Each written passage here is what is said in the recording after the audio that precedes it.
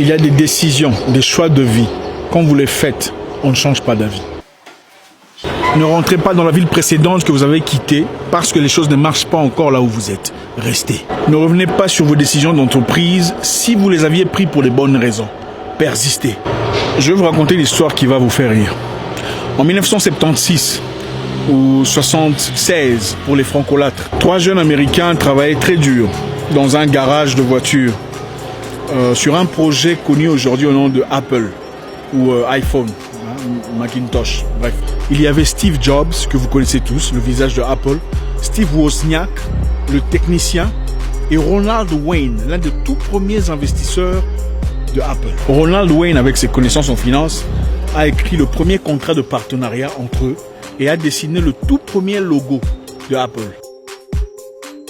À 2 semaines de la fondation de l'entreprise, vous savez que les débuts sont toujours difficiles, il a vendu ses parts de l'entreprise, donc c'est 10%, à $800. Ronald Wayne a vendu à $800 10% de Apple qui lui était dû. Et on lui a donné $1 500 en plus pour forfaiter tout droit de réclamation futur. Au lieu de croire et de persister dans sa décision de nourrir et de grandir ce projet, il a attrapé peur et s'est retiré. Écoutez, vous écrivez le premier contrat de partenariat. Vous dessinez le premier logo de l'entreprise. Ensuite, vous dites non, je ne veux plus m'investir, j'ai perdu de l'argent dans le passé, je ne veux plus le refaire, je me retire. Vous vendez vos 10% de part à $800 américains. Aujourd'hui, son investissement aurait valu 50 milliards de dollars. En effet, Ronald Wayne s'est retiré parce qu'il avait peur. Il y a très peu avant, il avait investi dans une histoire qui n'avait pas marché du tout et il a perdu de l'argent. Alors cette peur l'a rattrapé. Et il a attrapé froid. Aujourd'hui, Ronald Wayne est toujours entrepreneur. Mais qui pense qu'il regrette son histoire de Apple? Moi, je pense qu'il regrette. Quand vous prenez une décision qui vient de votre cœur, après 1000 réflexions, ne la changez pas. Je ne sais pas ce que c'est, ça c'est à vous de voir. Mais s'il y a une décision profonde que vous avez prise après, réfléchissez là-dessus, comme il se doit. Ne changez pas d'idée parce que vous avez peur. Vous est-il déjà arrivé de vouloir quitter un boulot qui ne paye pas bien? Ou peut-être qui paye très bien, mais vous apporte des avalanches de problèmes, d'inquiétudes, des médisances, des calomnies et j'en passe. Ensuite, vous attrapez peur. Vous vous posez tas de questions, vous vous demandez comment est-ce que je veux survivre sans ce boulot? Comment est-ce que je vais y arriver? Vous êtes dans un environnement bizarre, dans un boulot où vous travaillez très dur, mais n'avez pas la reconnaissance qui vous est due. Un environnement toxique, où il n'y a que la zizanie, la calomnie, la médisance. Les gens ne passent pas une seule seconde sans parler de quelqu'un, surtout de vous. Quand vous n'êtes pas là, vous vous posez tas de questions. Dois-je partir? Et des fois, vous prenez vraiment la décision de partir. Mais vous n'y arrivez peut-être pas. Nous sommes très souvent dans des environnements où nous savons qu'il faut partir. Et des fois, il nous arrive de partir. Nous prenons courage de partir. Mais après, on attrape peur. On se dit, oh là là, on ne connaît pas trop où on est. On a peur, on se dit peut-être que ai-je pris la bonne décision? Peut-être que ça va changer. Peut-être que je vais être un peu plus tolérante. Après tout, la vie, c'est pas du gâteau, vous vous dites. Le mal existe partout. Si vous le fouillez ici, vous le trouverez peut-être ailleurs. Encore pire, qui sait? Quand vous quittez une situation difficile, toxique, venimeux, un boulot, un emploi, un mariage, une amitié, une correspondance, ne rentrez pas quand ça devient difficile. Plus jeune, j'ai connu une très jolie femme dans mon quartier qui, après avoir été farouchement battue par son mari, a décidé de partir. Quelque temps après, vivant chez elle, après avoir trouvé un emploi pour subvenir à ce besoin, elle eut ce que je décrirais comme une sérieuse nostalgie. Un besoin ardent de revoir le mari qui le battait, chaque jour.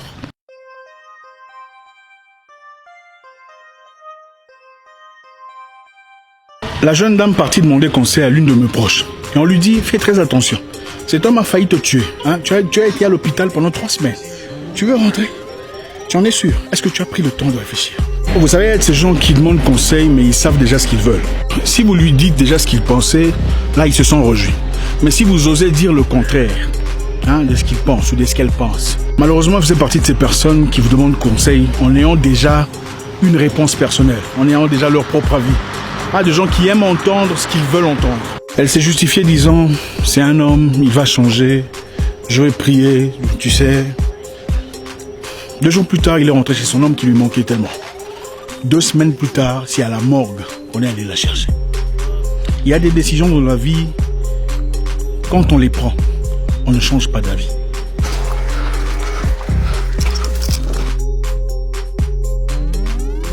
C'est normal d'avoir peur et de peut-être vouloir rentrer quand vous prenez une décision importante de votre vie.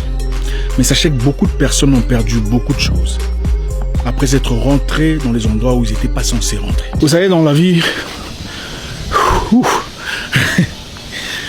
la peur nous freine dans beaucoup de choses. L'être humain a souvent très peur. Peur de la nouveauté, peur de vivre. Vous savez, quand vous décidez de quitter une situation toxique, vous aurez peur.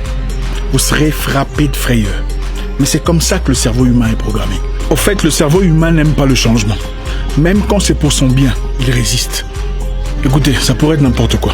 Amitié improductif, partenariat infertile, mariage toxique. Vous partez, vous quittez. Mais après un temps, votre cœur commence à battre. Vous avez peur, vous commencez à vous poser des questions.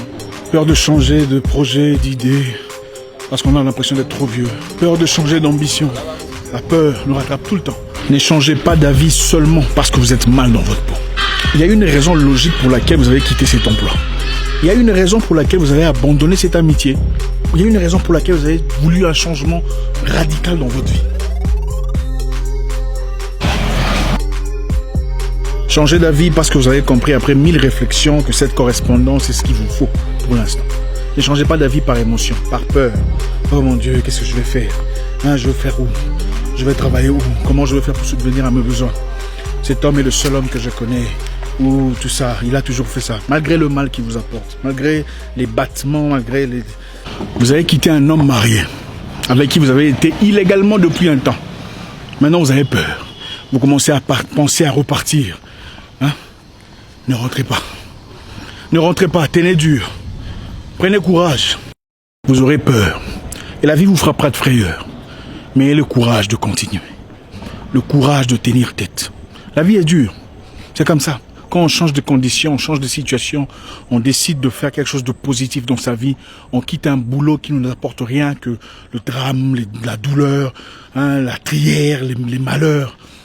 On a peur. C'est normal d'avoir peur. Il y a une raison pour laquelle vous êtes parti. N'oubliez pas les raisons pour lesquelles vous êtes parti parce que les choses s'endurcissent. À mon public chrétien, je sais que vous aimez appuyer toutes vos convictions sur des versets bibliques. Voilà ce que je veux vous dire.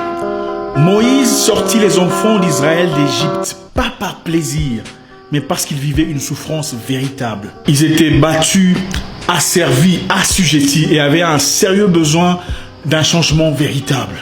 Arrivés au désert, pendant que Moïse leur offrait une opportunité de quitter l'Égypte pour aller dans le pays où coule le lait et le miel, qu'est-ce qu'ils ont dit?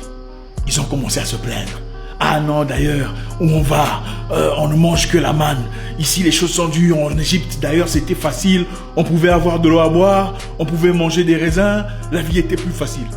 Oubliant l'assujettissement, la peine, la douleur, les difficultés dont faisaient l'objet de leur séjour égyptien. Pour eux, le voyage était trop long, c'était trop compliqué. Ils ne voyaient pas très clair, ils ne savaient pas trop où ils allaient, comment ça se fait que ça durait. C'était pas censé être comme ça. Écoutez, il n'y a rien de nouveau sous le soleil.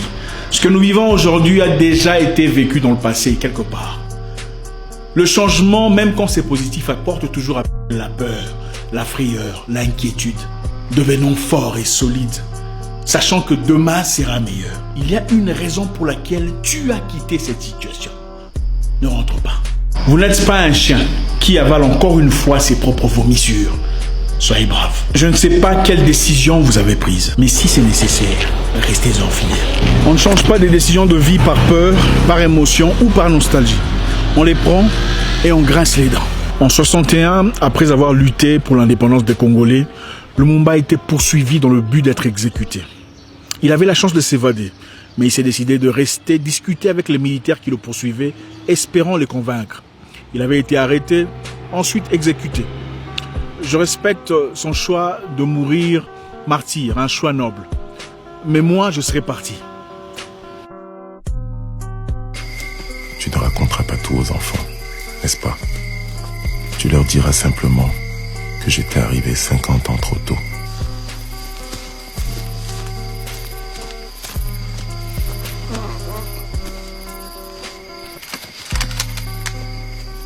La vie est dure, la vie est très dure. À très bientôt dans une nouvelle vidéo. activez la notification si ce n'est pas encore fait pour ne plus rien rater. Mon nom est Zach Mwekassa, le guerrier noir. Votre frère.